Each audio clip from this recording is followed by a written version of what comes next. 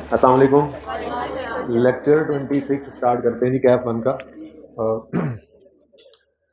कल इम्पेयरमेंट की बात हमने की थी, लेकिन जाहिर है कुछ चीज़ें एंड पे क्विकली कंक्लूड होती हैं, तो हम एक तो कल जितना काम किया वो सारा आज दोबारा करेंगे ताकि कल वाले की रिवीजन भी हो जाए। कुछ एडिशनल काम भी थोड़े बहुत करने की कोशिश कर लेंगे हम, ठीक है। स्पटनिक वाला क्वेश्चन सॉल्व किया था सबने? हो गया था? कोई मसला आया हो?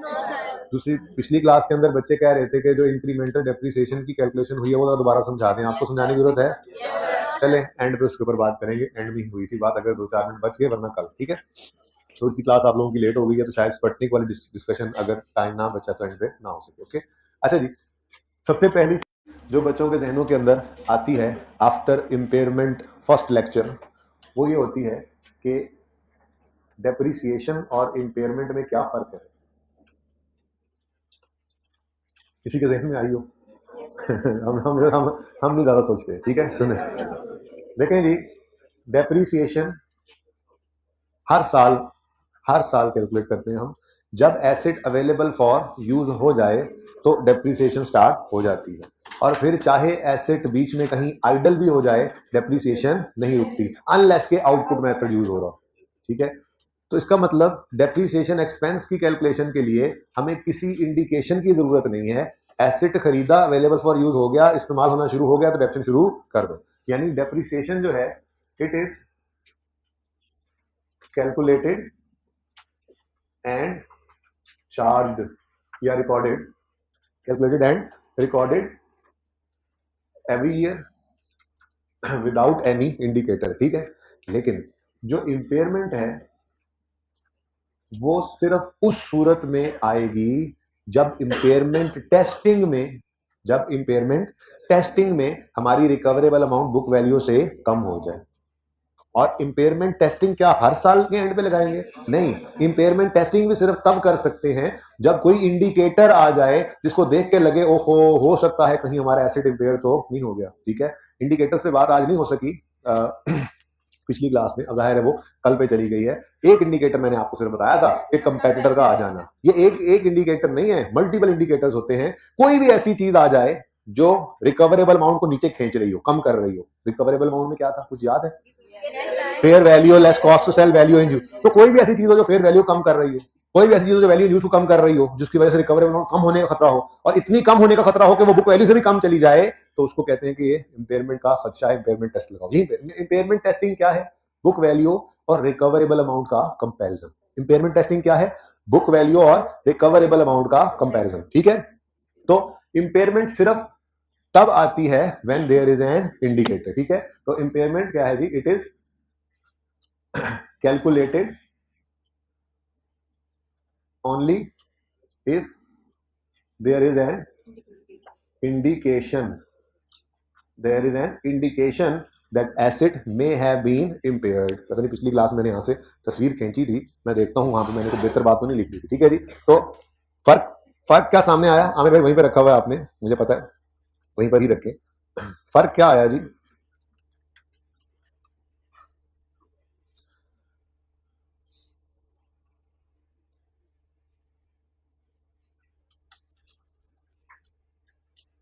जी, डेप्रिसिएशन मैंने पिछली क्लास में लिखा था is calculated and charge every year without any indicator, और impairment loss is calculated and charge only if there is an indicator, ठीक है जी। इफ देयर इज एन, वही बात तकरीबन लिखी हुई है। हाँ, थोड़ी सी इजाफी बात ये कर लेते हैं कि इंडिकेशन के आने पर हम लगाते हैं इंपेयरमेंट टेस्ट, और इंपेयरमेंट टेस्ट में हम कंपेयर करते हैं बुक वैल्यू और रिकवरेबल अमाउंट आर कंपेयर्ड, ठीक है जी। तो भाई कुछ याद आ रही है बात कल वाली?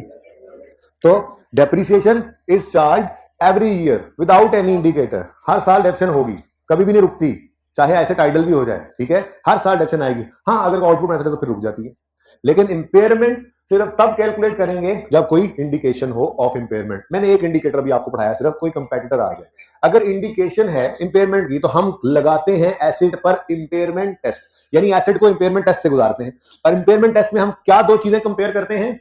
बुक वैल्यू और रिकवरेबल अमाउंट। अब यहां जो कल सवाल किया था यहीं पे आज बिल्कुल उस जैसा आज एक और सवाल करेंगे। उसमें आपको क्या बताया था, अगर आपकी बुक वैल्यू, कल बुक वैल्यू क्या थी, कल बुक वैल्यू क्या थी, यहाँ पे 360 थी कल, और रिकवरेबल अमाउंट कितनी आई थी, तो मैंने कहा था कि आपकी रिकवरेबल अमाउंट बुक वैल्यू से कम हो गई है, तो ये आ गया है आपको इंपेयरमेंट लॉस। यानी आपके एसेट की औकात जो है वो कम है, किताबों में ज्यादा पे नजर आ रहा है, तो उसको औकात में लाने के लिए राइट डाउन कर लो, ठीक है। और साथ ही हमने दूसरी बात भी की थी कि अगर रिकवरेबल अमाउंट 380 हो जाए तो there is no impairment loss is या नॉट इज। याद है, ऐसी बातें जरा याद रह जाती है ना, ठीक है। तो अगर हमारी रिकवरेबल अमाउंट कम है बुक वैल्यू से तो there is an impairment loss, और अगर हमारी रिकवरेबल अमाउंट ज्यादा है बुक वैल्यू से there is no impairment loss. तो पहली बात जो याद रखने वाली है वो ये है कि डेप्रिसिएशन हर साल होती है, इंपेयरमेंट सिर्फ तब होगी जब इंपेयरमेंट का कोई इंडिकेटर आए। फिर भी जरूरी नहीं है कि इंपेयरमेंट लॉस है, इंपेयरमेंट का इंडिकेटर आएगा, इंपेयरमेंट टेस्ट लगाएंगे, टेस्ट में बुक वैल्यू रिकवरेबल अमाउंट को कंपेयर करेंगे, अगर रिकवरेबल अमाउंट बुक वैल्यू से कम हुई तो इंपेयरमेंट लॉस है, और अगर रिकवरेबल अमाउंट बुक वैल्यू से ज्यादा है तो इंपेयरमेंट लॉस नहीं। There is no concept of impairment gain. 2-3 दिन में हम रिवर्सल ऑफ इंपेयरमेंट लॉस पढ़ेंगे, शायद कल नहीं तो परसों इंशाल्लाह। तो उसमें भी वो गेन रिकॉर्ड नहीं होता, प्रीवियसली बुक्ड लॉस का रिवर्सल हो रहा होता है, गेन कभी भी रिकॉर्ड नहीं करते। ये बात समझ आई है, ठीक है। तो ये फर्क है डेप्रिसिएशन और इंपेयरमेंट, ठीक है। एक और सवाल पिछली क्लास बच्चों ने कर दिया, अच्छा सर ये जो इंपेयरमेंट है ये फिर रीवैल्यूएशन जैसी हुई? नहीं, ये रीवैल्यूएशन से भी फर्क है। रीवैल्यूएशन के अंदर हम एसेट को बढ़ाते भी हैं, कम भी करते हैं, ठीक है। गेन भी आता है, लॉस भी आता है, और दूसरी बात उसमें किसी इंडिकेटर के ऊपर गेन लॉस रिवैल्यूएशन नहीं कर रहे होते, बल्कि हम रिवैल्यूएशन मॉडल को सिलेक्ट कर लेते हैं। जब एक बार हम रिवैल्यूएशन मॉडल को सिलेक्ट कर लेते हैं तो हम हर साल अपने एसेट को उठा के फेयर वैल्यू पे ले जाते हैं, कभी गेन कभी लॉस। और बात समझ आई? तो इंपेयरमेंट लॉस डिफरेंट है रिवैल्यूएशन से, ओके, ठीक है। बहरहाल वो बाद में देख लेंगे, फिलहाल तो मैंने बताया डेप्रिसिएशन और इंपेयरमेंट दोनों फर्क होती है, ठीक है। तो ये कल वाला सवाल है हमारा वैसे तो, लेकिन ये बात मैंने आज की क्लास में एडिशनल लिखी थी, कहीं लिखनी हो तो लिख लो। इंपेयरमेंट टेस्ट, जब हम इंपेयरमेंट टेस्ट से एसेट को गुजारते हैं, हमने एसेट पर क्या लगाया जी, इंपेयरमेंट टेस्ट। तो इंपेयरमेंट टेस्ट में दो चीजें कंपेयर होती हैं, बुक वैल्यू और रिकवरेबल अमाउंट। अगर रिकवरेबल अमाउंट कम है बुक वैल्यू से तो there is an impairment loss, और इंपेयरमेंट लॉस की जर्नल एंट्री होगी, कल की थी।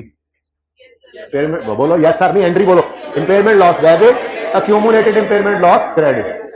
और अगर रिकवरेबल अमाउंट बुक वैल्यू से ज्यादा है, लाइक मिसाल के तौर पे 380 और ये 360 जैसे मैंने एग्जांपल में बोला, ठीक है, तो there is no impairment loss, therefore there is no journal entry of impairment. Okay जी, क्लियर है ये बात? यहां तक को मसला है तो पूछ लें, कोई क्वेश्चन होता है? वैसे मैंने एक क्वेश्चन क्लास में खुद किया था, दूसरा बच्चों ने किया था रिवैल्यूएशन वाला, तो आपको मैंने दोनों ही बता दिए, ठीक है। तो डेप्रिसिएशन और इंपेयरमेंट में फर्क समझ आता है? डेप्रिसिएशन हर साल, इंपेयरमेंट सिर्फ तब जब इंपेयरमेंट टेस्टिंग में एसेट इंपेयर हो जाए, रिकवरी अमाउंट कम आ जाए, और इंपेयरमेंट टेस्टिंग सिर्फ तब जब कोई इंडिकेशन ऑफ इंपेयरमेंट आए, जो हमने अभी तक सिर्फ एक पढ़ा, कल बाकी पढ़ लेंगे इंशाल्लाह, ठीक है। सही है, यहां तक को मसला? जी जी, इंपेयरमेंट की इंडिकेशन, पहली बात इंपेयरमेंट क्या होती है, सवाल कहां से आया है? सवाल भाई ने पूछा इंपेयरमेंट की इंडिकेशन क्या होती है। मैं पहले आपको कह रहा हूं इंपेयरमेंट क्या होती है। इंपेयरमेंट क्या होती है? रिकवरेबल अमाउंट का बुक वैल्यू से भी कम हो जाना। तो हर वो चीज जो रिकवरेबल अमाउंट को कम कर दे वो इंडिकेटर ऑफ इंपेयरमेंट है, जिसमें से मैंने सिर्फ एक ही आपको भी पढ़ाया कि कंपेटिटर आ गया। देखो कंपेटिटर के आने से ये हुजैफा को टेंशन तो होगी ना, कि पहले इस रूट पे सिर्फ यही चलता था, इसके ज़हन में था बस भर के जाएगी भर के आएगी, कैश फ्लो ज्यादा होंगे फ्यूचर में। अब अगर एक और कंपेटिटर आ गया, उस रूट पे एक और बस चल पड़ी, तो इसकी सवारियां कम होने का खतरा है या नहीं है? सवारियां कम होंगी तो फ्यूचर में वैल्यू इन यूज कम होने का खतरा है या नहीं है? फ्यूचर के कैश फ्लो कम होंगे तो उनकी प्रेजेंट वैल्यू भी कम होगी, तो खतरा है कि रिकवरेबल अमाउंट भी कम हो जाए, और इतनी कम हो जाए कि बुक वैल्यू से ही नीचे चली जाए। तो इसी तरह से कल हम बात करेंगे इंडिकेटर्स के ऊपर, फिलहाल मैंने सिर्फ एक ही बताया हुआ है कि कंपेटिटर आ गया। ओके, और कोई सवाल नहीं है? चलो, ये जी ये हो वाला सवाल था, ये मैंने 17 और 18 कर दिया था, याद है ना? याद है ना, जब आपकी किताबें बंद हो जाती हैं, दिमाग भी बंद हो जाते हैं, ये उस वक्त मैंने लिखा था 18, ठीक है। कितने बच्चों ने इसको अटेम्प्ट किया घर पे? Very good. अच्छा, इसमें मैंने आपको ये कहा था कि जैसे आपकी क्लास में कल सवाल लिखते गए ना, ऐसे ही पिछले किसी सेशन में, पिछले उससे पिछले में ये सवाल क्लास में लिखा गया और फिर नोट हो गया, वरना सवाल में पूरी अंग्रेजियां लिखी होती हैं यहाँ पे। बाकी मैंने बात आपको खुद बता के भेजी थी ना, ठीक है। सवाल में पूरी अंग्रेजियां लिखी होती हैं, इस दिन एसेट खरीदा, कितने दिन गुजर गए थे, फिर इस दिन फलां इंडिकेशन आई, अब इंपेयरमेंट टेस्ट से गुजारना है, ये सारी बातें लिखी हुई। ये मैंने आपको जुबानी बताई थी। क्या यकम जनवरी 11 पे एसेट खरीदा था 100 रुपए का, लाइफ थी 10 साल, फिर यहां पर मैंने कहा था एक लाइन डालनी चाहिए थी मुझे, जो नहीं पड़ी हुई थी, तो मैंने खुद बोल दिया था कि ऑन 31 दिसंबर 17 अ कंपेटिटर केम, ये मैंने खुद बता दिया था आपको, ऐसे ही है। तो फिर 31 दिसंबर 17 पे खड़े होकर हमने इंपेयरमेंट टेस्टिंग करनी है। उस दिन खड़े होकर रिकवरेबल अमाउंट कैलकुलेट करनी है। इंपेयरमेंट टेस्टिंग में सब कौन सी दो चीजें कंपेयर करते हैं हम? बुक वैल्यू और रिकवरेबल अमाउंट। बुक वैल्यू तो पुराने तरीके से निकल आती है, रिकवरेबल अमाउंट कैलकुलेट करनी है तो दो चीजें चाहिए, fair value less cost to sell और वैल्यू इन यूज, इनमें से जो हायर वो रिकवरेबल अमाउंट। तो जिस दिन एसेट को इंपेयरमेंट टेस्ट से गुजारना हो उस दिन रिकवरेबल अमाउंट निकालनी होती है, और वो रिकवरेबल अमाउंट होती है higher of fair value less cost sell और वैल्यू इन यूज। डन, ठीक है। अब 31 दिसंबर 17 पर मैंने कहा ये लाइन लिखी होनी चाहिए थी, नहीं लिखी, मैंने बता दिया था आपको, ठीक है। अब competitor came, so we are testing our asset for impairment. फिर fair value less cost to sell दी हुई है और वैल्यू इन यूज इस दिन निकलेगी। बाकी रिमेनिंग 3 साल, 10 साल जिंदगी थी। यकम जनवरी 11 को खरीदा था, 31 दिसंबर 11, 12, 13, 14, 15, 16, 17, 7 साल गुजर गए थे। रिमेनिंग कितने थे? 3। ये 3 साल के कैश फ्लोज गिवन थे और डिस्काउंट रेट भी गिवन, ठीक है। तो कल वाला सवाल बिल्कुल उसी तरह से शुरू करते हैं जैसे कल शुरू किया था, बिस्मिल्लाह करके।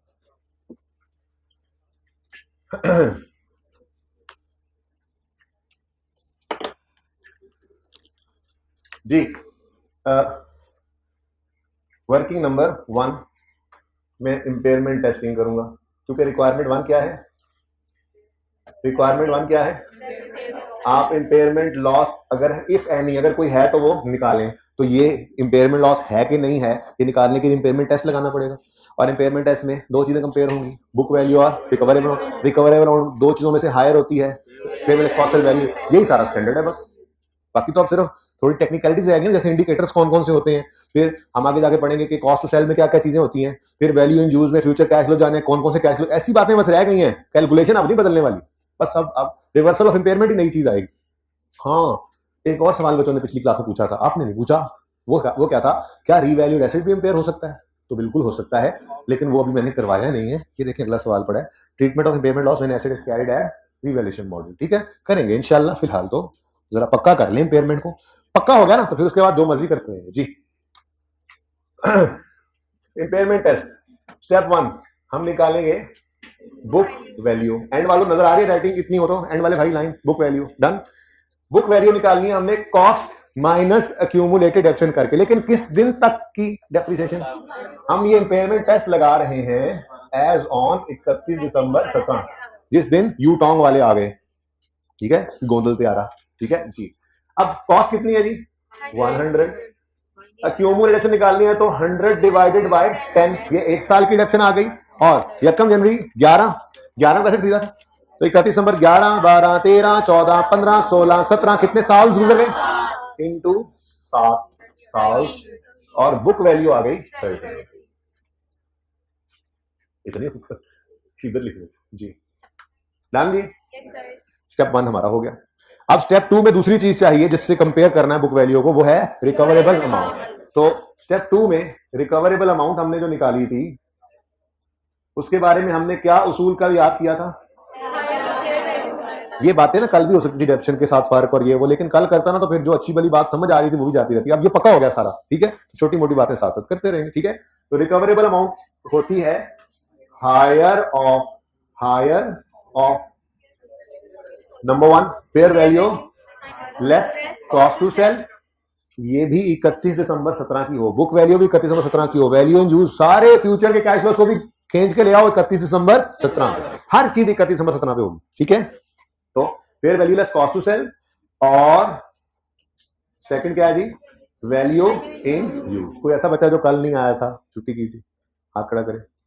ये अभी जो कर रहे हैं हम सब यही वाला कल किया था, यूं समझ लो ब्लेसिंग है आपके लिए, अभी वो रिपीट हो रहा है। हाँ, कल वाली चास्ट तो नहीं आनी, लेकिन रिवाइज सारा हो रहा है, ठीक है। तो पूरे ध्यान से देखो, वैल्यू इन यूज, ठीक है। वैल्यू इन यूज कहते हैं जी present value of future cash flows net करके, ठीक है जी, उनकी हम कैलकुलेशन करते हैं। तो इसके लिए हम एक छोटी सी वर्किंग कर लें और फिर अच्छा जी वर्किंग ठीक। उसके बाद जी हम इंशाल्लाह स्टेप 3 में इंपेयरमेंट लॉस है या नहीं है वो निकाल लेंगे। अगर तो हमारी रिकवरेबल अमाउंट कम हो गई बुक वैल्यू से तो इंपेयरमेंट लॉस आ जाएगा, नहीं तो नहीं आएगा। यही तो इंपेयरमेंट टेस्टिंग है, ठीक है। अच्छा, अब सवाल की तरफ चलते हैं। 31 दिसंबर 17 पर एसेट को तो ले आए, बुक वैल्यू तो आ गई, ठीक है। अब 31 दिसंबर 17 पे खड़े होकर ये एसेट हमें दो तरह के फायदे दे सकता है, डिसीजन मेकिंग कर रहे हैं ना, आज ही बेच दें, आज ही कसाई को बुला के भैंस ज़िबा करा दें, आज ही एसेट को बेच दें जी, तो 35 minus 7 fair value less cost to sell आ गई 35, ये जरूर लिखा करो ऐसे 35 माइनस 7, ये एग्जामिनर को लिख के बताया करो कि आपने ये 28 किस तरह से निकाला है, ठीक है 28, ठीक है जी। अब वैल्यू इन यूज निकालनी है, उसके लिए एक छोटी सी वर्किंग कर लेते हैं, वर्किंग नंबर 2, ठीक है। हम ये वैल्यू इन यूज निकालेंगे, वैल्यू इन यूज कहते हैं जी present value of future net cash flow, ये छुट्टी वाले बच्चों के लिए मैंने दोबारा डेफिनेशन लिखी वैल्यू इन यूज की, present value of future net cash flow, and वालों नजर आ रहा है लिखा हुआ present value of future net cash flow, ठीक है, वरना मैं बोल भी रहा हूं। अच्छा, तो वैल्यू इन यूज भी हम निकालेंगे एज ऑन 31 दिसंबर 17, ठीक है।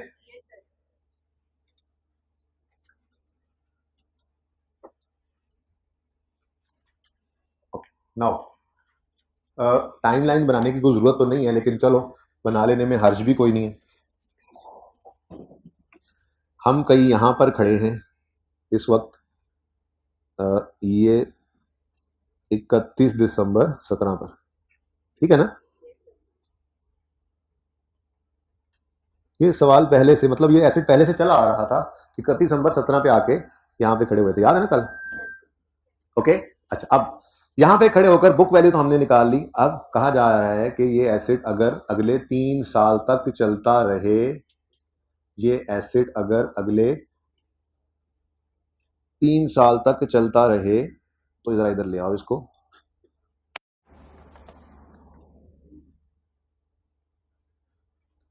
तो हर साल annual inflow expected cash flows in next 3 years, 3 साल के एक्सपेक्टेड कैश फ्लोज हैं जिनमें से जो एनुअली उसने गिवन किए हुए हैं, ठीक है। चलो, तो 8 हर साल इनफ्लो है और 2 हर साल आउटफ्लो है, तो ये जी 8 का इनफ्लो होगा और 2 का, कोई जरूरत नहीं है सारी बातें करने की, लेकिन कोई बात नहीं, जरा रिवीजन हो जाएगी अच्छे तरीके से। 8 और 2, फिर नहीं कुछ गलत हो रहा है, 31 दिसंबर 17 पे ये कैश फ्लो नहीं आना, अगले 3 साल, ठीक है जी। तो ओहो सारा ही मिट गया जी, अच्छे से मिटा दिया फिर जी। तो 31 दिसंबर 18 ये है, 31 दिसंबर 19 ये है, 31 दिसंबर 20 ये पड़ा है, ये 17 का साल नहीं, ये 18 का साल, ये 19 का साल और ये 20 का साल, ये रिमेनिंग लाइफ है। -2 8 इनफ्लो 2 आउटफ्लो, 8 इनफ्लो 2 आउटफ्लो, वैसे ही कल डिब्बे डुब्बे लगाते रहे थे, कोई नहीं आज भी लगा लेते हैं, तो ये डायरेक्ट भी लिख सकते थे। वर्किंग आपको सिखाने के लिए सिर्फ ये जरा तफसीलात इतनी बताई जा रही है, वरना आप डायरेक्ट 6 लिखें वर्किंग के अंदर, बल्कि शायद ये भी नहीं करना, टाइम लाइन जो बना रहे हैं बताता हूँ क्या करना है, ठीक है। तो 6 6 और 6, फिर लाइफ के एंड पे 11 आएगा और 3 डिस्पोजल कॉस्ट है, तो 11 और 3 ये भी आ गया, एक और डिब्बा लगा और ये 8 बन गया, 8। अब ये 3 कैश फ्लोज हैं, 6 6 6 और ये एक अकेला कैश फ्लो है 8 भी, इन सब के सब को हमने लेकर आना है 31 दिसंबर 17, ठीक है, यही सीखा था, ठीक है। अब ये काम यहाँ पे करने की बजाय हम इसकी एक छोटी सी वर्किंग यहाँ पे करेंगे। क्या करेंगे जी, कल वाला काम पहले करते हैं।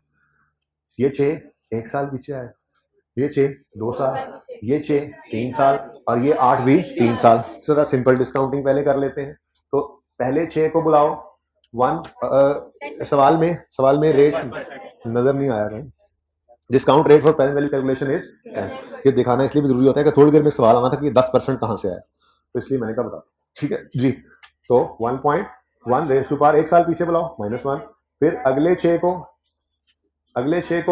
1.1 रेज टू पावर -2 2 साल पीछे बुलाओ, फिर तीसरे 6 को 1.1 रेज टू पावर -3, फिर आखिरी वाले 8 को भी 1.1 रेज टू पावर -3, नजर आ रहा है भाई, और भाई कैमरे के सामने बैठे हुए भाई इधर देखो जी, कितना 21, ठीक है जी। ये तो है सिंपल डिस्काउंटिंग, लेकिन हम एक और डिस्काउंटिंग भी यूज कर सकते हैं और वो है एन्युटी डिस्काउंटिंग, पढ़ा हुआ होगा आपने, एन्युटी डिस्काउंटिंग की शराइत क्या है? अगर multiple cash flows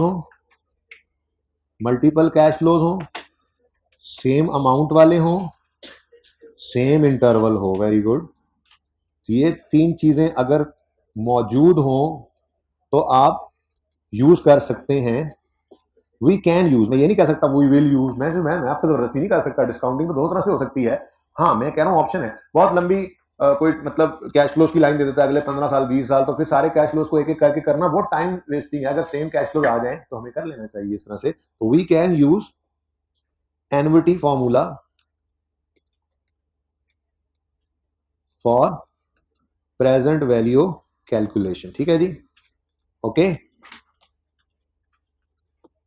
multiple cash flows हो, सेम अमाउंट हो, सेम इंटरवल हो, अगर ये तीन शर्तें मौजूद हो तो हम एन्युटी का फॉर्मूला यूज कर सकते हैं for the purpose of present value calculation. ठीक है जी, सही है बेटा? ठीक है। अब एन्युटी का फॉर्मूला था क्या? ये तो हम वो पीआरसी वाली बात ही सर हम भूल गए, आप जरा काइंडली याद करा दें। तो हम प्रेजेंट वैल्यू निकालने के लिए आर, वो जो रेंटल्स, जो ये जो इंस्टॉलमेंट्स या ये जो कैश फ्लोज जो आ रहे हैं बार बार, ठीक है, 6 जिनकी बात हो रही थी कि एक जैसे हैं, एक इंटरवल से हैं, ये सारों की बात हो रही। R into 1 minus 1 plus i raise to power minus n divided by, ठीक है। तो ये हमारी एन्युटी की डिस्काउंटिंग होगी। ठीक है जी, एन्युटी फॉर्मूला फॉर डिस्काउंटिंग। ठीक है जी, समझ आती है बात? तो ये फॉर्मूला लगा लेते हैं। ये जो 6 3 बार आया है, इस पे एन्युटी का फॉर्मूला लगा दो। 1 माइनस 1.1 रेज टू पावर। अब ये n को कभी ईयर्स नहीं कहना, ये ईयर्स में नहीं देख रहा कि कितने साल आते रहेंगे, नहीं, ये n कितनी दफा है, इंटरवल्स बेसिकली। ठीक है, ये 6 कितनी बार आया है? 3 बार, तो n 3 ले लो। ये 6 10 बार आए तो n 10 ले लो, चाहे 6 महीने बाद आए, चाहे महीने बाद आए। तो n क्या है? जितनी दफा, इसको जगा दो, n क्या है? जितनी दफा 6 आया। तो 6 कितनी दफा नजर आ रहा है? 1 2 3, ये 3 दफा नजर आ रहा है ना। तो n ये साल नहीं है, ये बस आपने नंबर ऑफ n क्या है? n क्या है? नंबर ऑफ 6 जो आपके अपीयर हो रहे हैं। ठीक है जी, तो -3 डिवाइडेड बाय 0.1 प्लस, इस 8 को भूलना नहीं बेचारे को। अब ये अकेला ही है तो इसके ऊपर सिंपल डिस्काउंटिंग, ये 8 को 1 2 3 साल पीछे लेकर आना होगा, तो -3 जी। आंसर बता दें कैलकुलेटर पे। हाँ जी, और जो हुआ आंसर तो सेम ही आना था। तो आपकी मर्जी है, जो सा मर्जी आप डिस्काउंटिंग का फॉर्मूला यूज कर लें। ये इसलिए सिखा दिया आपको कि कभी कभी बहुत ज्यादा कैश फ्लोज होते हैं तो टाइम पर्चे में वेस्ट ना करना। अगर सेम कैश फ्लोज हो, सेम इंटरवल से हो, एक से ज्यादा हो, तो एन्युटी। ठीक है,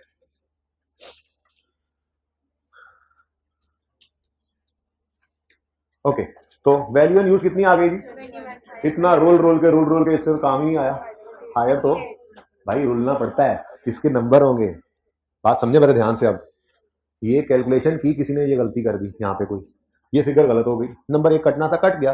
अब इनको कंपेयर करके हायर को रिकवरेबल अमाउंट के तौर पे लिखना, it is a separate concept, इसके नंबर मिलेंगे। ये गलती चाहे इधर हो गई है, वहां पे डिसीजन सही है, उसके मार्क्स मिलेंगे, फिर उसकी बेस पे यहाँ पे डिसीजन सही है, उसके मार्क्स मिलेंगे। ठीक है, गलती पे गलती के नंबर नहीं कटते। सो प्लीज इस बात को समझे, खुदारा इस बात को समझे, और टेस्टों में इसको अप्लाई करते रहें। हर टेस्ट के अंदर आप खूब, अब टेस्ट आएगा, अब जो टेस्ट आएगा उसमें इंपेयरमेंट भी होगी, उसमें रिवैल्यूएशन का डिस्पोजल भी होगा, नोट भी होगा, सब कुछ होगा। वो क्या हो गया, होगा, होता रहे, हमने तो कोशिश करनी है। तो अपनी तरफ से जो करते जाएंगे उसके मार्क्स मिलते चले जाएंगे, रुकना नहीं है बस। ठीक है, ओके। कोई एक फिगर नहीं निकल रही, सारा सवाल नहीं किया, ये तो कोई बात नहीं, तो फेल होने वाली शक्लें होती हैं। जो समझ में आए कर दो अपनी तरफ से, नेगेटिव मार्किंग है ही नहीं। ठीक है जी। ओ हमारी रिकवरेबल अमाउंट बुक वैल्यू से कम आ गई है। रिकवरेबल अमाउंट अगर बुक वैल्यू से कम आ जाए तो इंपेयरमेंट लॉस इज, और उसकी एंट्री भी इज। ठीक है, कितना इंपेयरमेंट लॉस है? 2। तो 2 की एंट्री बनेगी इंपेयरमेंट लॉस एक्सपेंस डेबिट। ठीक हो गया जी? ये हाँ, ये रिकवरेबल अमाउंट अगर बुक वैल्यू से कम आ जाए तो इंपेयरमेंट लॉस होता है। और अगर ये सिचुएशन होती कि ये 30 है और यहाँ पर मिसाल के तौर पे वैल्यू यूज आ जाती 35 मिसाल के तौर पे, तो रिकवरेबल 35 हो जाती, तो फिर कोई इंपेयरमेंट लॉस ना हो। ठीक है ना? लेकिन ये मैंने वैसे एज्यूम किया, ये सवाल में नहीं था, सवाल तो हमारा ही है। ठीक है, नोट बना लें जी। तो कंपनी का नाम कोई नहीं है ना, देखो कंपनी नेम, नाम ही तो है, कंपनी नेम, कंपनी नेम। ठीक है, उसके बाद नोट्स टू द, पास होने वाले पर्चे में पूरा लिख कर आएंगे, notes to the financial statement, अगर नोट आ जाएगा तो, for the year ended 31 December 17 नहीं 18 लिखें, 18 लिखें और उसके कंपैरिजन में 17 लिख दें बस। ठीक है, ठीक है ना, कोई टेक्निकल बात नहीं, परेशान हो गए। अगर 17 और 18 का नोट मांगे तो पहले कौन सा नोट बनाना है? पहले 18 का नोट बनाएंगे, फिर 17 का, फिर मोस्ट रिसेंट साल को हमने पहले रखना होता है, यही पहले दिन से सिखाया आपको। ओके, नोट नंबर आज 1 है, प्रॉपर्टी प्लांट एंड इक्विपमेंट जी। ग्रॉस कैरिंग अमाउंट पूरा लिखना। अच्छा, सवाल में ना कोई एडिशन है, ना डिस्पोजल है, ना रीवैल्यूएशन है। वैसे बरकत के लिए मैं ओपनिंग के बाद एडिशन लिख लूंगा, जरा थोड़ी सी शक्ल बन जाती है नोट की, वरना तो सिर्फ ओपनिंग लिखकर भी काम चल जाता है, ओपनिंग क्लोजिंग। बहरहाल ग्रॉस कैरिंग अमाउंट में ओपनिंग बैलेंस, फिर एडिशंस, वो है कोई नहीं, लेकिन चलो मैंने लिख दिया, जरा थोड़ा फॉर्मेट जरा नोट की शक्ल तो नजर आए ना थोड़ी सी। वैसे तो आपको टेस्ट का सवाल जो आएगा उसमें इम्पेयरमेंट भी होगी, रिवैल्यूएशन भी होगी, एडिशन भी होगा, डिस्पोजल भी होगा, सब कुछ होगा, रिवैल्यूड एसेट का डिस्पोजल भी होगा इंशाल्लाह, टेंशन नहीं लेनी आपने। क्लोजिंग बैलेंस, फिर जी accumulated depreciation, opening balance, depreciation expense for the year, फिर क्लोजिंग बस लिख दो, डिस्पोजल तो है नहीं, क्लोजिंग बैलेंस। और कल एक नया सेक्शन ऐड किया था, चू नका, सवाल में इंपेयरमेंट आ गई है, चना नचा, अब इंपेयरमेंट का भी सेक्शन ऐड कर दीजिए। एक्यूमुलेटेड इंपॉर्टेंट लॉस, अच्छा इंपेयरमेंट लॉस, ओपनिंग बैलेंस, बच्चों ने कहा पास्ट में इसलिए मैंने भी कह दिया, impairment loss for the year और क्लोजिंग बैलेंस।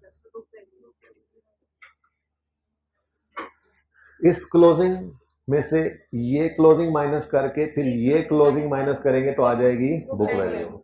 ये स्टैंडर्ड का पूरा फॉर्मूला है। जब कभी आप स्टैंडर्ड खुदा ना खास्ता ले लेंगे ना, जो नहीं ले रहे आप, अपना नुकसान कर रहे हैं, वो स्टैंडर्ड जब आप ले लेंगे तो मैं आपको उसमें लिखा हुआ दिखा दूंगा। स्टैंडर्ड कॉस्ट मॉडल के अंदर कहता है कि कॉस्ट मॉडल में एसेट कैप्ट किया जाता है, रखा जाता है at cost less accumulated depreciation less accumulated impairment loss if any। ये पूरा फॉर्मूला असल में जहां तक अब हम पहुंचे। ठीक है, तो 31 दिसंबर 2018 और 31 दिसंबर 2017, ये 2 साल का एक ही एसेट है, तो मैंने इस तरह से कंपैरिजन बना लिया। वरना नॉर्मली हमें फैम, ऑर्चर्ड और वो कौन सा था, चिंटू था, कौन सा था वो जो टिंकू कर दिया था सवाल को, वो पास पेपर वाला। ठीक है जी, उसके बाद एक कार्ली वाला सवाल भी था।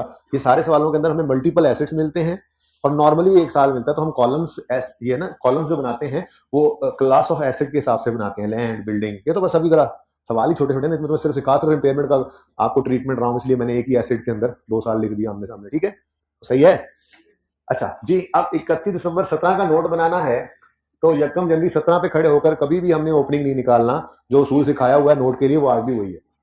हम आएंगे 31 दिसंबर 16 पर, वो आप याद होगा, आप ऐसे आगे खड़े हुए थे 31 16, फिर आपने 31 16 में खड़े होकर क्लोजिंग बैलेंसेस निकाले थे।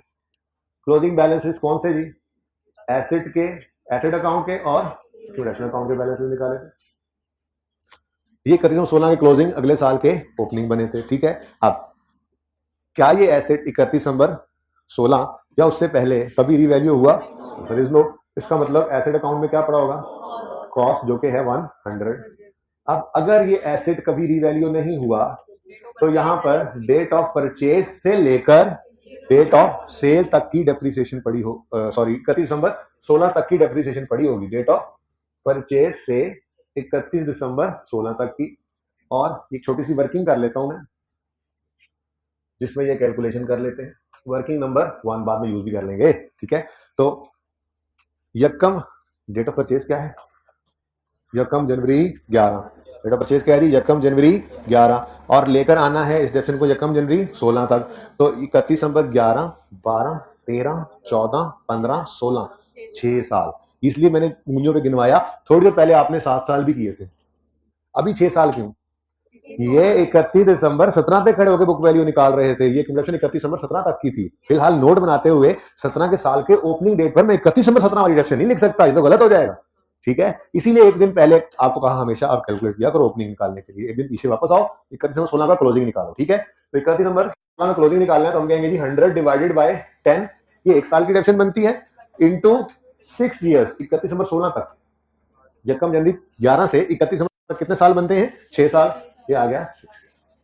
ठीक है, तो एसेट के अकाउंट का ओपनिंग 100 आ गया और अक्यूमुलेशन का ओपनिंग 60 आ गया और इम्पेयरमेंट का तो कोई जिक्र नहीं है, ये 0 आ गया। फिलहाल कितने बच्चों ने ये सही कर लिया था? कितनों ने यहाँ पे 70 लिख दिया तेजी में? वो भी हाथ खड़ा करें। हैं 2-4 हैं? अब तो नहीं होगी ऐसी गलती। चल क्या रिपीट करूं? एक मिनट, ये 60 है 31 दिसंबर 16 तक की अक्यूमुलेटेड डेप्रिसिएशन। अगर एसेट यकम जनवरी 11 को खरीदा है तो 31 दिसंबर 16 तक कितने साल गुजर गए? 6 साल। लाइफ अगर 10 साल है, स्ट्रेट लाइन मेथड यूज कर रहे हैं तो 100/10, एक साल की डिडक्शन 10 × 6 60 की वही है। कोई सवाल कर ले तुसी नाल ही करना होंगे। समझ आ गई जी? ओके, आज टाइम जल्दी गुजरा है, क्लास में लेट हो गई थी ना जी। आगे चलें आगे। अब इंपेयरमेंट लॉस की एंट्री कर ले। अल्लाह के बंदो, पहले 31 दिसंबर 17 तक इसको पहुंचाओ। इस वक्त ये एसेट 100 - 60 40 पे पड़ा है।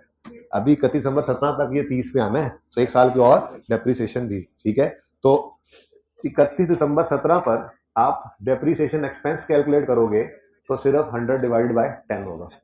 ठीक है, तो एंट्री बोलो डेप्शन की, डेप्शन expense debit accumulated depreciation credit. तो यहाँ पे आप लिख दोगे एग्जामिनर को बताने के लिए कि ये मैंने वर्किंग 1 में निकाला है जी और ये वर्किंग 2 में निकला हुआ, अगर आप देखना चाहो।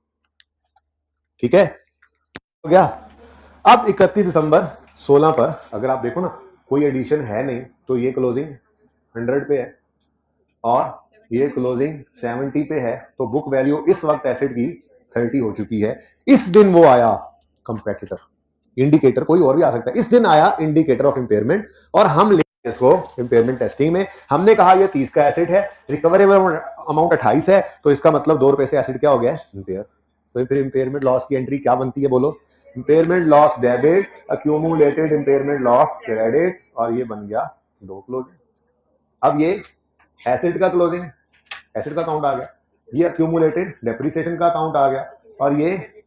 ठीक है, तो इनको वर्किंग 3 और 4 करना चाहिए ना वैसे सूरी तौर पर। खैर, वर्किंग 3 वर्किंग 4 क्यों मैंने किया ऐसे? वर्किंग 1 और वर्किंग 2 तो ऑलरेडी मेरी चल रही थी ना, इसी सवाल के अंदर ही हिस्सा था ना उसका। ठीक है, तो इसको वर्किंग 1 पे रेफर कर दे 2 को। ये 2 कहां से आया? एग्जामिनर कह रहा है जी, हमने कहा जी वर्किंग 1 से आया, वर्किंग 1 से आया। ओके, और सही है। और ये वर्किंग 3 से आया जी और ये वर्किंग 4 से आया, तो नंबर ही बदले। ठीक है, डन जी। अब cost minus accumulated डेप्शन minus accumulated impairment loss, book value कितनी आ रही? तो 28 ही आनी चाहिए थी। एसेट को काट में लाने के लिए 2 रुपए से हमने उसको कम कर लिया है, इंपेयरमेंट लॉस रिकॉर्ड कर लिया। ठीक है, डन, समझ में आती है बात? अब ये क्लोजिंग अगले साल का ओपनिंग बन गया, कोई एडिशन अगले साल भी कोई नहीं आया, तो ये पर ही आ गई। ठीक है, ये क्लोजिंग 70 ओपनिंग बना, लेकिन डेप्रिशिएट तो होगा एसेट। डेप्रिसिएशन के लिए कौन सा कोई इंडिकेटर चाहिए? ये तो हर साल होना है। लेकिन मसला आ गया कल जो बताया था जाते जाते कि अगर एसेट अपनी जिंदगी में इंपेयर हो जाए तो फिर इंपेयरमेंट के बाद वाली डेप्रिसिएशन के लिए आप रिवाइज्ड बुक वैल्यू लोगे, और इंपेयर हो जाए तो, अगर इंपेयर ना होता, अगर ये सिनेरियो होता तो फिर एसेट 30 में पड़ा होता, फिर जैसे चल रहा था चलता। मसला क्या आया? एसेट इंपेयर हुआ, अब बुक वैल्यू बदल गई है, बुक वैल्यू बदल के 30 से 28 हो गई है। अब इस 28 को आपने रिमेनिंग लाइफ पे डेप्रिसिएट करना है, तो फिर नंबर 5 वर्किंग जो है वो क्या बन गई? रिवाइज बुक वैल्यू कितनी है जी? 28। और इसी दिन जिस दिन ये रिवाइज हुई है, यानी जिस दिन इंपेयरमेंट लॉस रिकॉर्ड हुआ है, उस दिन रिमेनिंग लाइफ कितनी है? ये थोड़ी देर पहले अभी हमने बताया, तो सवाल ने बताया हुआ है, ये 3 साल रहते थे, यहाँ खड़े हैं 1 2 3। ठीक है, तो रिमेनिंग लाइफ कितनी है जी? 3। Answer is 9 exact. चलो बात ठीक है, अब हो गया अब 9 लिखा है। राउंड कर रहे हैं, ठीक है जी। तो ये 79 पे आ गया। ये डेप्रिसिएशन अभी एंट्रीज कर लेते हैं, जरूरत तो नहीं है, रिक्वायरमेंट नहीं थी, लेकिन बता दूं अगर रिक्वायरमेंट हो तो क्या एंट्रीज होनी है, ठीक है जी। बोले 79 ये क्लोजिंग ओपनिंग बना, कोई इंपेयरमेंट नहीं क्योंकि कोई इंपेयरमेंट का इंडिकेटर नहीं है। तो इंपेयरमेंट हर साल कोई नहीं होती, नहीं आई, बस जो हो गई थी बस वो हो गई थी, ये दो ही है। अब 100 में से 79 माइनस करो, 2 माइनस करो, 19 आ गई।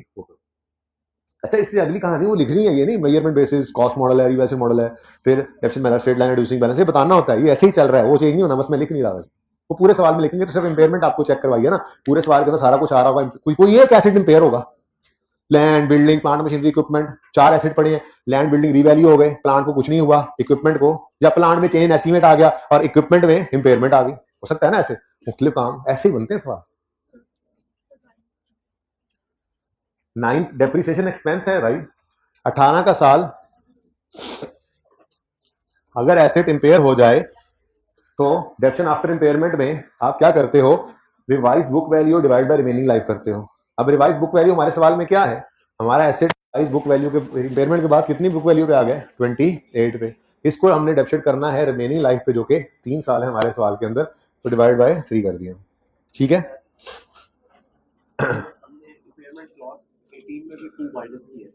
भाई इंपेयरमेंट लॉस नहीं माइनस किया, impairment loss profit and loss के अंदर 2 रुपए पिछले साल चार्ज हो गया था। उसका दूसरा इंपैक्ट एसेट में जो कमी होती है वो एसेट अकाउंट में क्रेडिट करने के बजाय एक अलग अकाउंट के अंदर हमने क्रेडिट कर दिया था, जस्ट लाइक क्यूमुलेटेड डेप्रिसिएशन। अगर इसको खुदा ना खास्ता आप जीरो करने का सोच रहे हो तो ये तो फिर बढ़ जाएगा भाई, फिर इंपेयरमेंट लॉस कहां गया जो पिछले साल कम किया था। बात समझिए, एंट्री बनती क्या थी, डेप्रिसिएशन की बैलेंस सिखाई, depreciation expense debit asset credit नहीं किया, एक अलग अकाउंट में रखा। अब वो बैलेंस शीट बनाते हुए, बुक वैल्यू बनाते हुए कॉस्ट में से डेप्रिसिएशन को लेस करते हैं, तब बुक वैल्यू आती है। ऐसे ही इंपेयरमेंट है, इंपेयरमेंट लॉस 17 में डेबिट अकाउंट में इंपेयरमेंट लॉस क्रेडिट हो गया। अब ये एक्सपेंस रिकॉर्ड कर लिया प्रॉफिट एंड लॉस में, अब जो एसेट क्रेडिट करना था वो एसेट क्रेडिट करने के बजाय अपने अक्यूमुलेटेड इंपेयरमेंट लॉस को क्रेडिट कर। असल एसेट 30 का नहीं था, असल तो 100 का था, 30 पे आया पड़ा था, लेकिन हम यही कह रहे हैं ना कि अब 30 का नहीं रहा, एसेट ही बदल गया, 28 पे हो गया।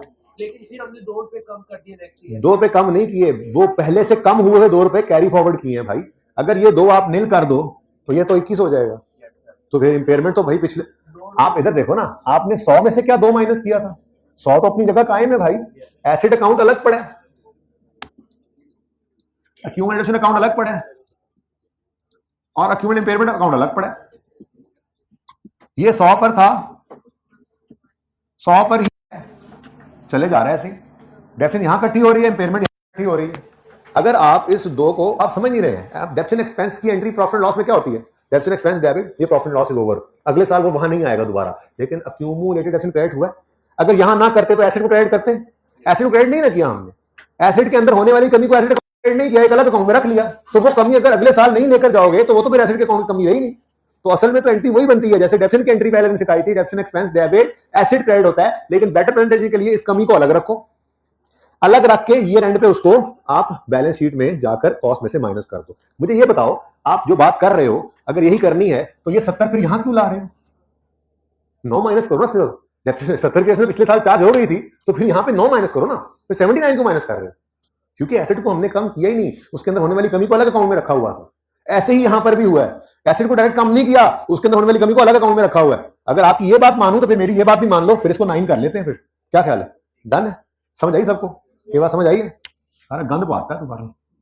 70 ओपनिंग, इस साल में सिर्फ 9 आया और 70 2 ओपनिंग, इस साल कुछ नहीं आया, ये पुराने वाला ही है, तो फिर ये 17 हुआ था ना, अच्छा ये सही था, और सॉरी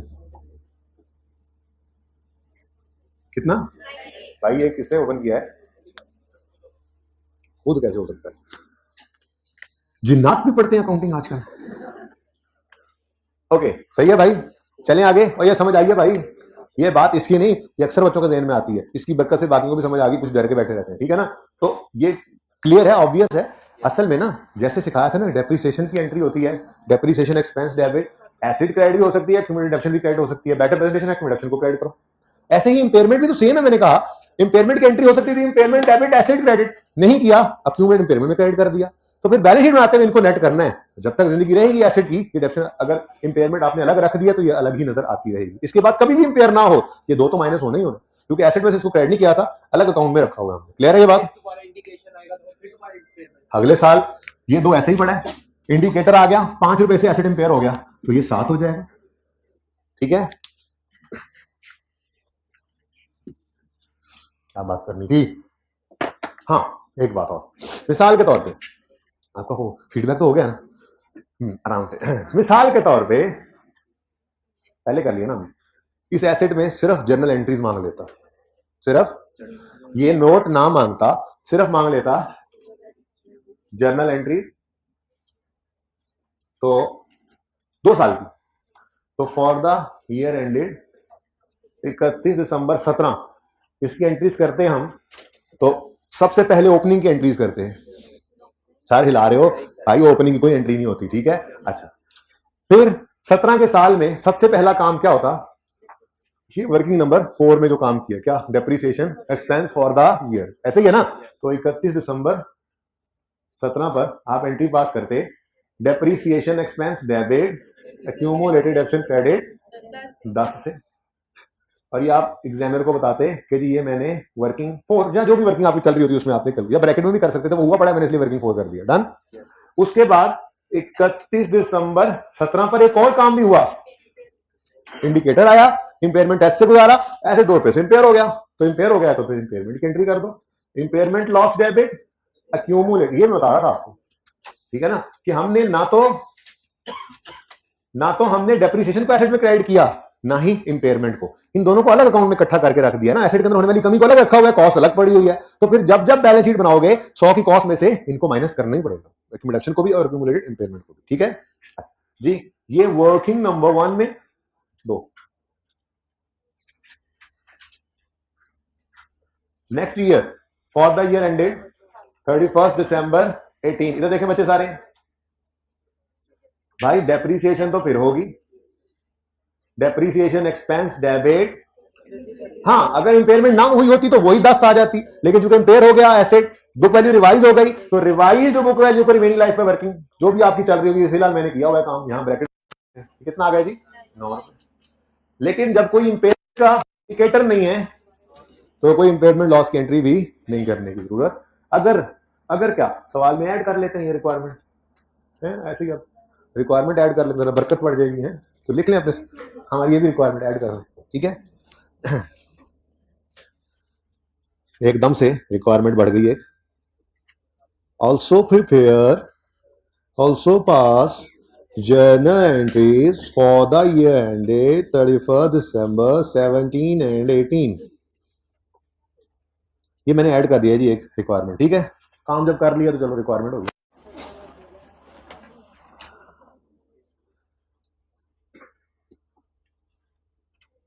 हाँ एक छोटा सा मसला है, वो ये है कि मैंने इसको वर्किंग 1 कह दिया, तो उसूली तौर पे ना देखो, मुझे यूं रिक्वायरमेंट ए फिर लिखनी चाहिए, अगर ये काम हो गया ना, या तो मैं उसको रिक्वायरमेंट ए लिख दूं, वर्किंग 1 ना लिखूं, या अगर उसको वर्किंग 1 कह दिया ना तो फिर रिक्वायरमेंट ए यूं लिखनी चाहिए, impairment loss is ₹2, examiner working 1 को जाके देख लो, ये होगी रिक्वायरमेंट ए, ठीक है।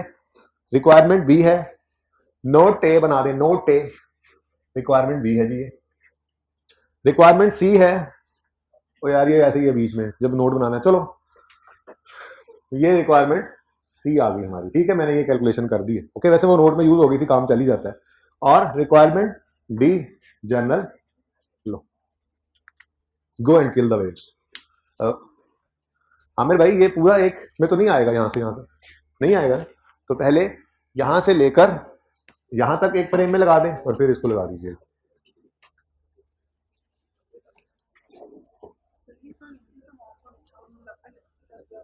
सवाल तो कोई नहीं था, सवाल तो सिर्फ इंपेयरमेंट लॉस वाली वर्किंग थी जो पहले की है, वो तो फिर पिछली दफा थोड़ा बढ़ा, इस दफा थोड़ा और बढ़ गया, हर बार बढ़ता जा रहा है, पिछली बार जनरल एंट्रीज नहीं थी रिक्वायरमेंट, इस दफा वो बढ़ गई, अगली बार को और काम कर लेंगे।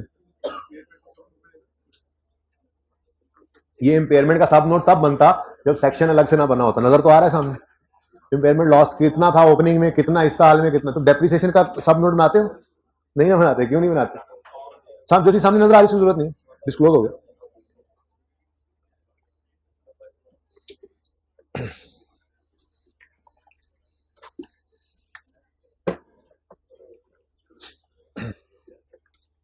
ले जी, डैवो बसों वाला सवाल कर लें।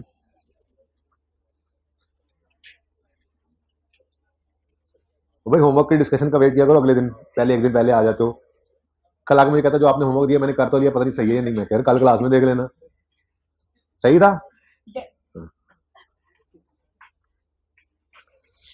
डाइवो बस has 2 buses following information is available for the purpose of impairment testing. अच्छा, कितने बच्चे ऐसे हैं घर पे जिन्होंने इस सवाल के भी नोट बनाने की कोशिश की? हाथ खड़ा करें।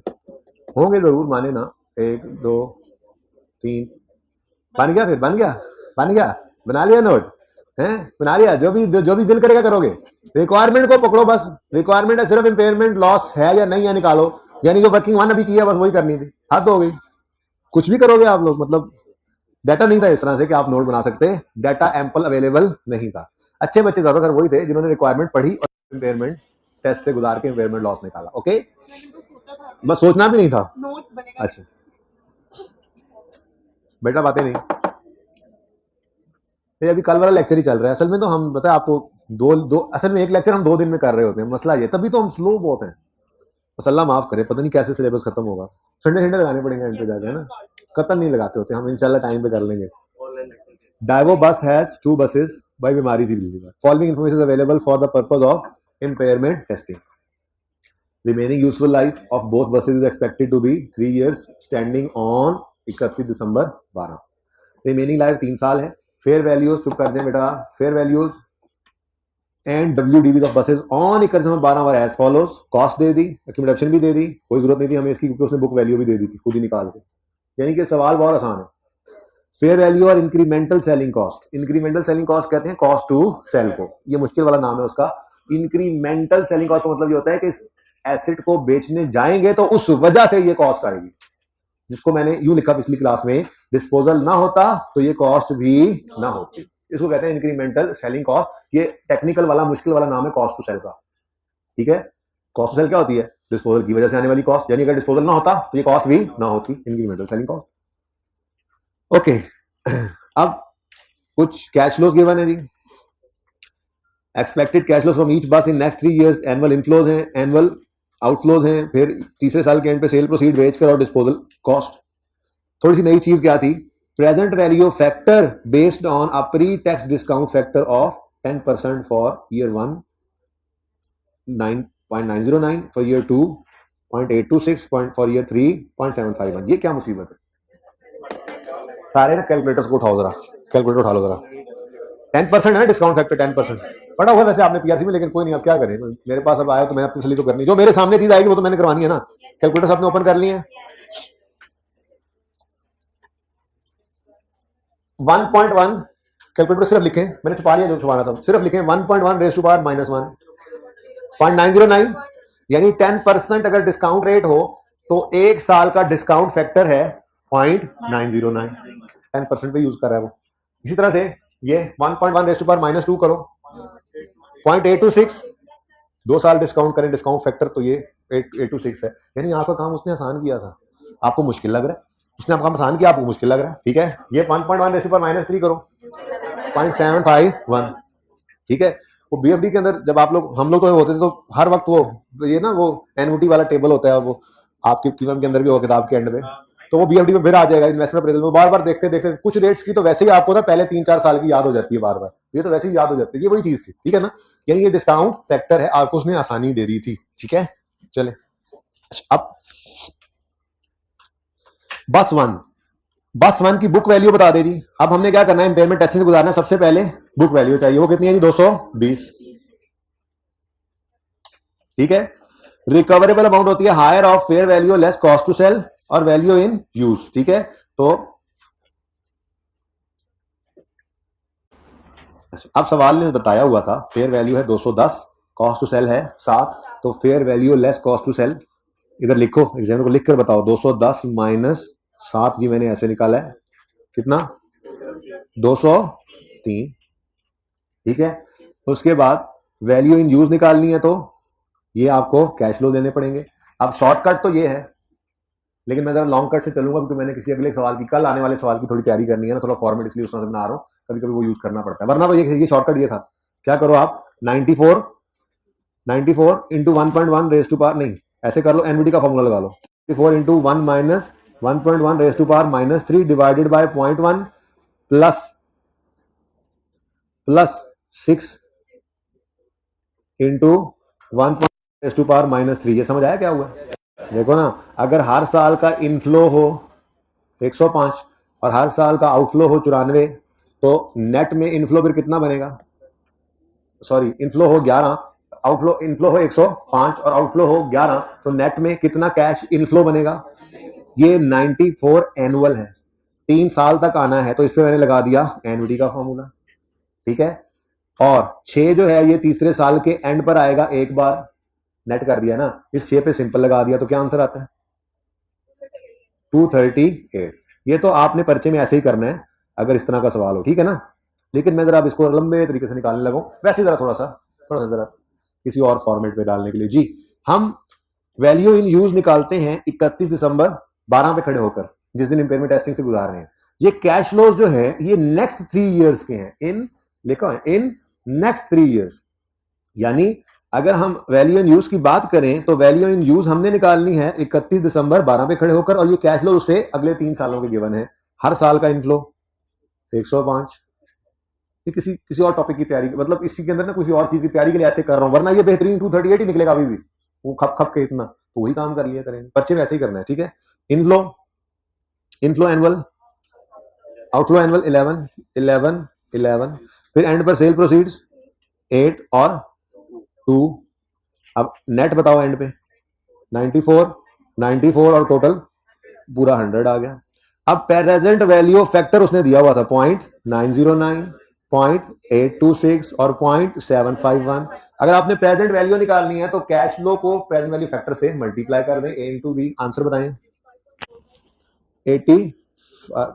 85 ही करें ना, फिर 78 और 75, टोटल बताएं जी 238। यही तो निकाला था अभी हमने, इतना रोल के भी वहीं पे पहुंचे, तो हमने शॉर्टकट भी सीख लिया, ठीक है। और ये लॉन्ग कट जरा वैसे किसी वजह से मैंने एक फॉर्मेट पे जरा इस तरह से भी कभी को सवाल करना पड़ ही सकता है, तो मैंने इसलिए ये फॉर्मेट भी आपको सिखा दिया। आसान सवाल में चीजें सीखा करते हैं ना, ठीक है। लेकिन ये 238 वैसे हम पर्चे में अगर वो सिर्फ वैल्यू पेमेंट टेस्ट से गुजार रहा हो, वैल्यू यूज चाहिए, 1 मिनट में निकालेंगे ऐसे करके, ठीक है ना। ये इतने लंबे काम नहीं करने। डन। अच्छा जी, 238 वैल्यू इन यूज आ गई, और यही रिकवरेबल अमाउंट होगी। लो, impairment is not is, impairment loss not is, क्यों? ओ भाई पीछे चल रहा है, पता नहीं कौन सी कैलकुलेशन कर रहा है। इंपेयरमेंट लॉस क्यों नहीं है? क्योंकि रिकवरेबल अमाउंट बुक वैल्यू से ज्यादा है। फ्यूचर में फायदा आएगा, फ्यूचर में रिकॉर्ड करेंगे, फ्यूचर गेन को रिकॉर्ड नहीं करना। हाँ, अगर बुक वैल्यू से नीचे चला जाए तो हम कहते हैं वो तेरी खैर हो, ये तो एसेट फ्यूचर में हमें हमारी कॉस्ट रिकवर नहीं होगी, तो लॉस होने जा रहा है, आज ही रिकॉर्ड कर लो। पुलिस कहता है आज ही रिकॉर्ड कर लो, ठीक है। बस ट्यूब की बुक वैल्यू है 160, ठीक है, और फेयर वैल्यू कॉस्ट सेल है 150 माइनस 4, ये दोनों बातें लिखवाओ। बुक वैल्यू कितनी जी?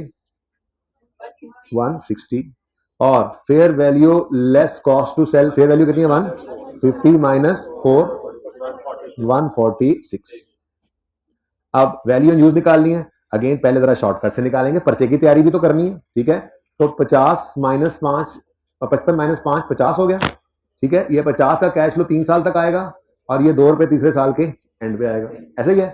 तो 50 into 1 minus 1.1 raise to power -3 divide by 0.1 plus end पर 2 नेट में आएगा 1.1 रेज टू पावर -3। बताएं जी 126। ये रूल के निकालने की बजाय शॉर्टकट से निकाल लिया। अब रुलते हैं, रल के रुलते हैं, रल मिल के रुलते हैं जी। आप उस तरह भी निकाल सकते हैं, आपका आंसर सेम आ रहा है, तो फिर जाहिर सी बात है वो भी सही होगा। अच्छा, एनुअल इनफ्लोज 55,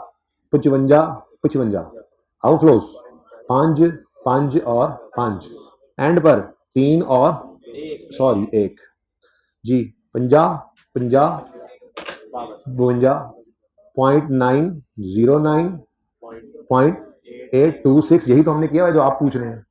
हाँ जी, 0.751 जी। बोले आंसर 126। डन जी, ये ऐसे भी 126 ही निकला, ठीक है। पर्चे में ऐसे ही निकालने अगर जरूरत ना हो, ये तो किसी कल वाली क्लास की तैयारी है असल में, कल वाले किसी काम को जरा करने के लिए। नहीं होमवर्क में जो सवाल दूसरा हो रहा है ना, वो तो आपसे वैसे होना, परेशान ही करना उसको, तो कल ही समझाऊंगा, पहला हो जाएगा आपसे। तो पास पेपर 1 आपसे हो जाएगा, पास पेपर 4 आपसे नहीं होगा, परेशान करेगा, लेकिन उसमें भी आप लड़ेंगे झगड़ेंगे, जो समझ आएगा वो तो कर डालेंगे ना, ताकि आपको पता लगे कि फाइट कैसे करना है। सोल्यूशन किताब में मौजूद है, लेकिन आपके ऊपर हराम होगा जब तक आप खुद से, पता है आप लोगों को, आप कहते हैं हमारे पे सोल्यूशन हराम, जब तक हम एक बार दोबारा आप अपनी तरफ से पूरा सवाल ना कर लें। मुझे पता है आप लोग ऐसे ही करते हैं, और जो उंगली रख के सोल्यूशन में सवाल करते हैं, वो पर्चे में उंगली ढूंढ रहे थे सवाल के लिए, लेकिन वो सवाल में पर्चे के अंदर नहीं मिलता solution. G value in use 126, तो हायर है 146। ओहो, इम्पेयरमेंट लॉस इज, ये जी दोनों सवाल थे आपके, मतलब एक सवाल की दोनों बसेस थी।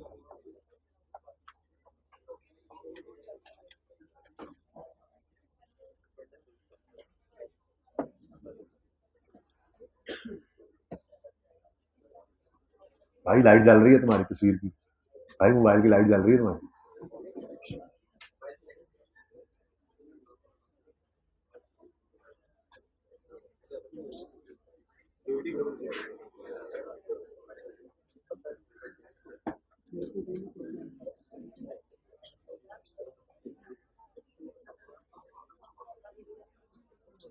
डन जी, पिक्चर एंड वाले पिक्चर मैं बना दूं? नहीं मजाक नहीं कर रहा मैं।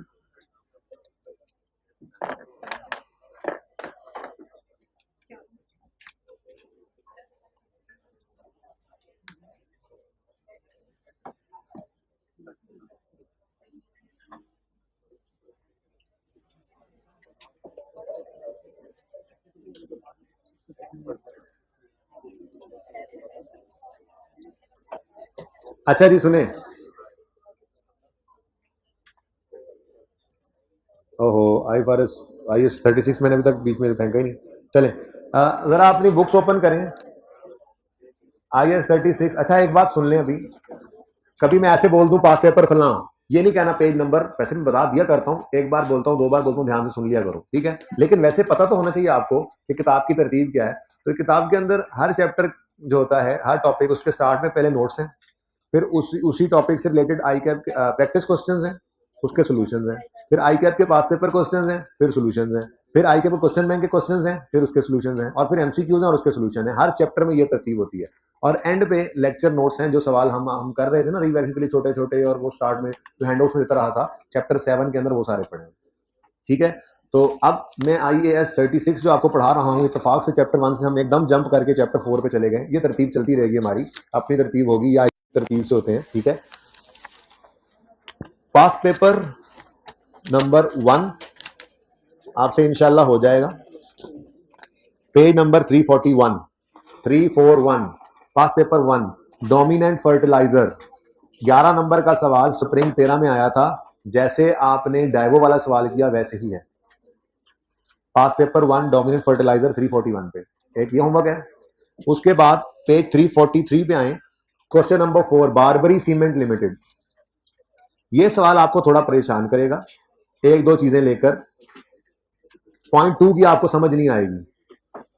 अच्छा सुने, लेकिन जितना कुछ समझ आएगा ना, थोड़ा बहुत, जैसे बुक वैल्यू निकाल सकते होगे निकाल लेना, फेयर वैल्यू कॉस्ट निकाल सकते हुए निकाल लेना, जो कुछ समझ में आए ना अपने तौर पे बेस्ट वो कर देना, ताकि कल मैं जब सवाल पूरे लेक्चर को बातें समझाने के, बेटा प्लीज पूरा लेक्चर बातें समझाने के बाद ये सवाल जब करवा पाऊंगा, तो आप कहोगे कि ये सारी बातें सीखने से पहले भी 7 में से 3-4 नंबर हम ले ही गए थे। तो हिम्मत करने की बात होती है थोड़ी सी, ठीक है ना। वरना ये सवाल अभी आपको मैंने पढ़ाया नहीं है, ये अभी कॉन्सेप्ट अभी इसमें से आधा को रहता है, ये सवाल सारा सॉल्व नहीं कर सकते, लेकिन ट्राई करने में क्या हर्ज है। पर मैं इतना ही पढ़ा के बस कर दूं, मैं IAS 36 एंड पे पढ़ाता, आखिरी एक संडे पे 2-3 घंटे पढ़ा के मैं कहता बस छुट्टी, और ये बात ना करता, और पर्चे में ये सवाल आ जाता, तो ट्राई करने की जरूरत है ना कि पर्चे में आप कैसा परफॉर्म करेंगे। नहीं बताता मैं, पहली बार सुन लेना था, ठीक है। ओके, आइंदा ऐसे करोगे, आइंदा ऐसे करोगे। 343 पे क्वेश्चन नंबर 4 है। अच्छा अब आखिरी बात, अभी आखिरी बात रहती है।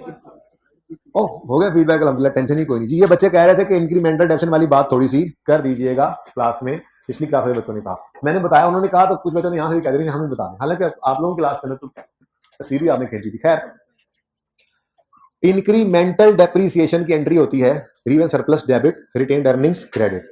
ये सिर्फ तब होती है जब सरप्लस का बैलेंस नजर आ रहा होता है। मानते हो ये बात? और सरप्लस का बैलेंस सिर्फ तब नजर आता है जब एसेट अपवर्ड रीवैल्यू होता है। ठीक है, अब हमारा एसेट चला, कोई सरप्लस नहीं है, चलता है यहां तक के सरप्लस आ गया। सरप्लस आया 31 दिसंबर 19 की शाम को। ठीक है, अब 19 की डेप्रिसिएशन हम कर चुके थे। जब 20 की डेप्रिसिएशन की तो जाहिर सी बात है एसेट अपवर्ड रीवैल्यू हुआ है। अगर अपवर्ड रीवैल्यू हुआ है तो डेप्रिसिएशन एक्सपेंस भी इंक्रीमेंटल लाजिम है आया होगा, तो उसकी एंट्री भी करनी पड़ेगी। सरप्लस आ रहा है, कुछ ना कुछ माइनस करना है। ठीक है, अब ये फिगर जो होती थी पहले हम करते थे हशर और नशर से कैलकुलेट, लेकिन आज हशर के साथ भी हशर के साथ ही नशर हुआ पड़ा के साथ ही कितने मुसीबतें झेल के हम पहुंचे हैं। डेप्रिसिएशन की फिगर ही कितनी मुश्किल से निकाली हम, तो नशर कैसे करेंगे?